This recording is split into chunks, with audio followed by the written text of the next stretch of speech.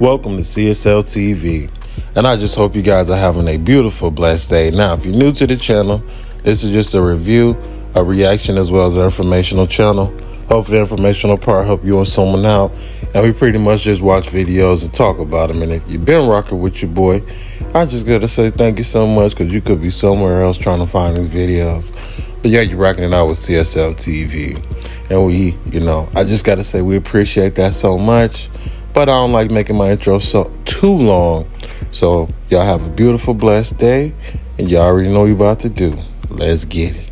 This story is tragic, and we have to warn you, the details may be upsetting. This is 18-year-old Lily Basel, a newly minted high school graduate from Franklin, Tennessee. Lily had celebrated her graduation from Page High School last Friday, just days ago. But the very next day, Lily was hanging out with friends, including this guy, Matthew Rofale, another 18-year-old who had just graduated from Ravenhood High School down the road. The group had been together at a friend's house when tragedy unfolded.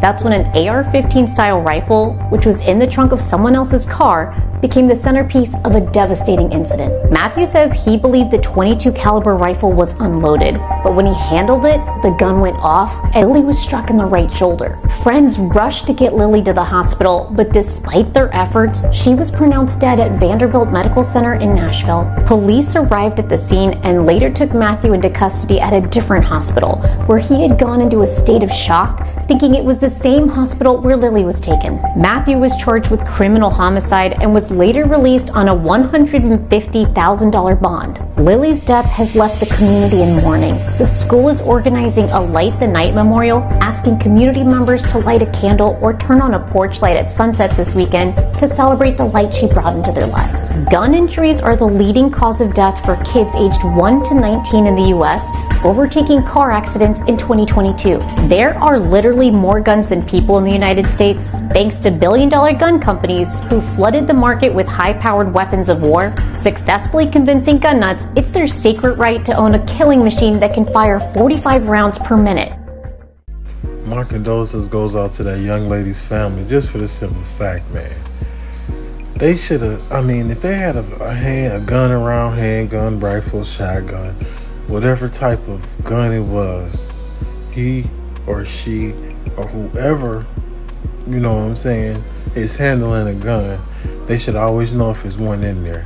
If you pick your gun up every day, go ahead and see if you got one in there, clear it if it's not supposed to be, whatever reason you think you need to have one in the head, whatever. But this could have been all prevented.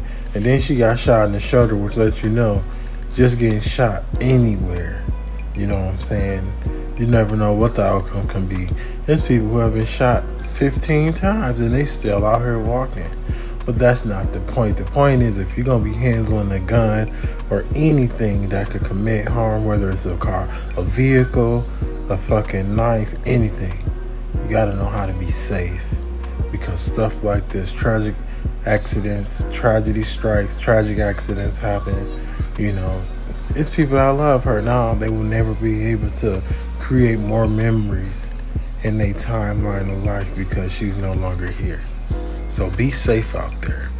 A young black man from Philly is dead after being attacked by a group of teens, and no arrests have been made. Here's why. This is 23-year-old David Manley, also known by their stage name, Daylicious. Manley, a young queer black man, was a beloved local drag performer whose posts online show an incredible stage presence and love for the queer community. Manley's career showed great promise, mesmerizing audiences with dead drops, jump splits, and voguing, earning him a reputation as one of the best dancers in Philly. But that's all over now. One night last week, Manley was reportedly attacked by a group of teens while walking to the subway. A friend says the group kicked him and beat him down to the ground. He was rushed to the hospital, covered in bruises, but he was reportedly not admitted. The ER staff allegedly told him he may have internal bleeding, then gave him Percocet and sent him home. Days later, he was found unresponsive. He was never able to file a police report. In the wake of his death, his friends have pleaded on Instagram for justice, urging those responsible to step forward. Yet, the police have yet to identify any suspects or confirm the details of the attack. And as of Tuesday, there have been no arrests. This tragedy sparks questions about the safety of marginalized communities and the lack of adequate responses to violent crimes against them. Critics point out that this is a reflection of a society where not everyone's safety is valued equally, often overlooking those who don't fit into the normative social order. Rest in peace. Now that's sad. We live in a world where it's 2024 and you can't be yourself. You can't do what you love because everybody's so catered into what they think you should be or how you should be living. When in all actuality, one by one, each individual human is entitled to be whatever the fuck they want to be. So this is what this human being want to be. Let what this human being want to be. I guarantee if this was a full human, healthy body, organs, all that good, and this individual went to another individual who needed a kidney transplant or anything like that from this good, healthy body. Now let's say you was the one that had accepted this because you want to have life. And now your motherfucking ass don't even know who they gave you this kidney and all this stuff. But yet, you can't be yourself without being looked at some kind of way. You know what I'm saying? It's like, you got to really get to know somebody or get to actually read the book without just looking at this cover, because that shit don't mean nothing. You know, everybody quick to think that you're supposed to be this and supposed to be that, instead of saying, hey, maybe this is what's making this person be happy in life so they won't push over.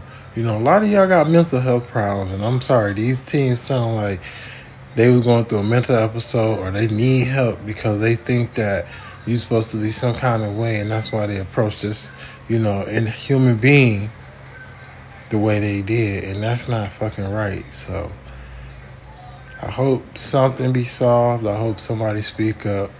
It's already tough, as we all know, in the world being a black male, but let alone, you know, because how people think you supposed to live your life, but they not putting anything into a positive, just negative, just like the outcome it is.